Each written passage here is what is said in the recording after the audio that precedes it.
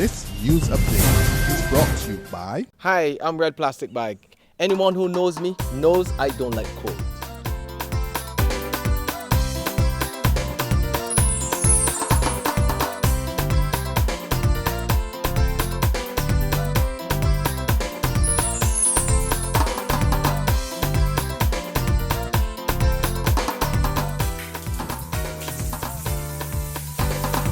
Sunshine reigns in my country. I love it. Catch the sun power.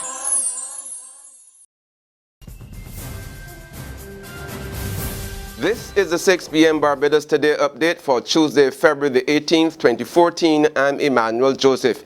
The widower of the 46-year-old woman who was found dead on the weekend has been charged with murder.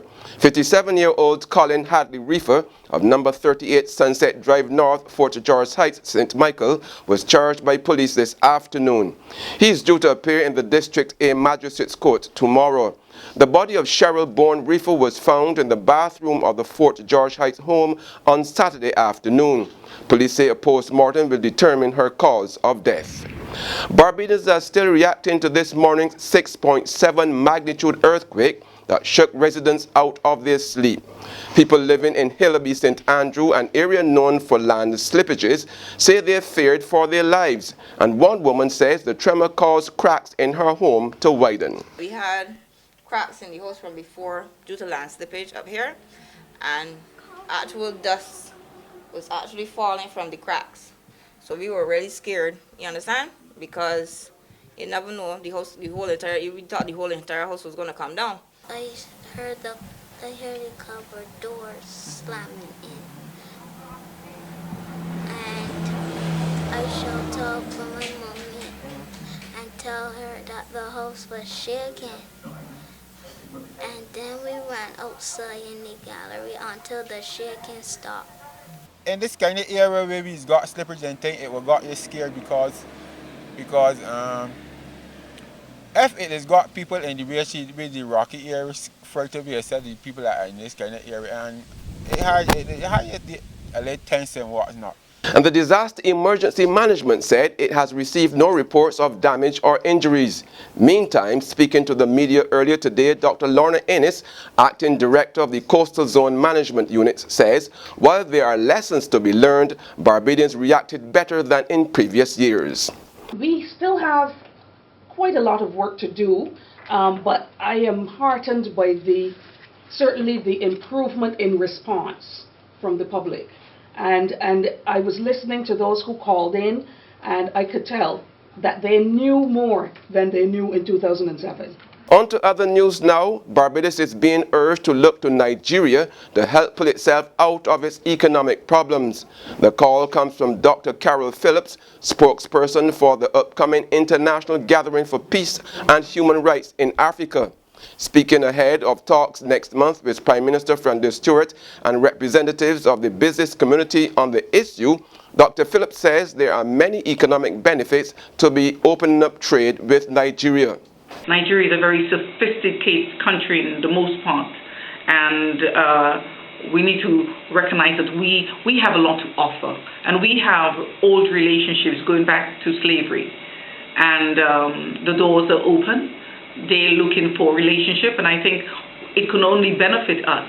A country like Barbados, where we say we want to have a graduate in every home, we certainly probably will never have enough jobs in Barbados to accommodate that. But Africa has opened itself up to us. In sports, West Indies entered the quarterfinals of the ICC Under-19 Cricket World Cup 2014 with a 63-run defeat over Canada today in Abu Dhabi. The victory was led by Tajnarayan Chanderpaul, who scored 93 off 127 balls and laid the platform for an eventual total of 289 for 4 in 50 overs. Chandrapal shared in a 62-run opening stand with Shimron Hetmeyer, who scored 39, and then added 95 with Jeremy Solazano, who scored 50. This was the West Indies' second win of the tournament.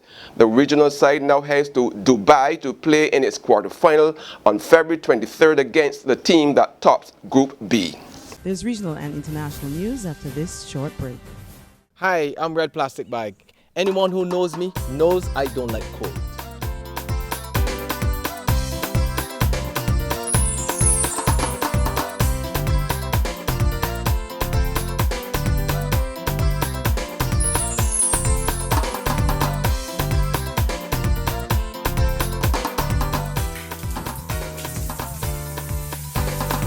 Sunshine reigns in my country. I love it. Get your sun power. In the region, authorities in Ghana have lowered the threat level at the Shedi Jaigan International Airport following last week's attack warning.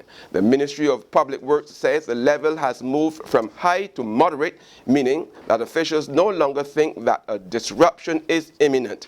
The threat level was elevated after a telephone call from Barbados threatening a Caribbean Airlines flight scheduled to leave Guyana last week Monday.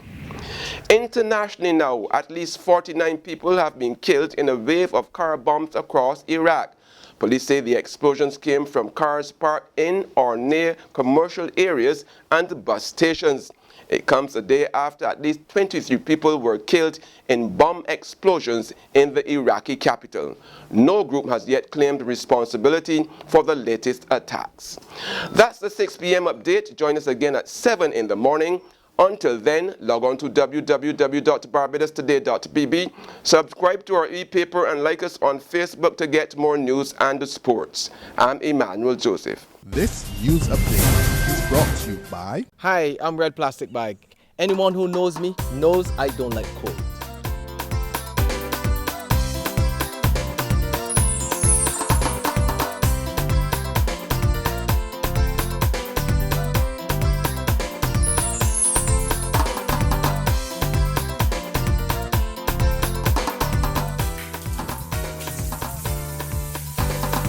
Sunshine reigns in my country. I love it.